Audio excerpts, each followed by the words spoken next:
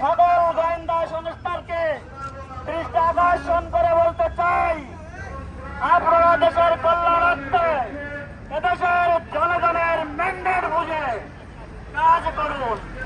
অন্যথায় ফ্যাসিস্টদের অনুসরণ করে মাহবুবাড়ি দিল্লে চলে যেতে হবে। মাহবুবাড়ি দিল্লেও এখন আর রেহাই দিচ্ছে না। ইতিমধ্যেই বাংলাদেশ সহ বিশ্বের অন্যতম দেশগুলোতে প্রমাণিত হয়েছে বাংলাদেশ জামায়াতে ইসলামীর আমির ডাক্তার শফিকুর রহমানের কাছে বিদেশি কূটনৈতিক হাই কমিশন সহ সকলেই ইতিমধ্যে লাইন দেওয়া শুরু করেছে, যেটা আমরা এর আগে দেখেছি 2001 সালের নির্বাচনের আগে সরকারকে ক্ষমতায় বসানোর জন্য বিদেশি কূটনৈতিকরা যেভাবে তাদের কাছে ধর্ণা দিয়েছিল, ঠিক 2008 সালের প্রহসনমূলক নির্বাচনের আগেও তারা এই কাজ করেছিল।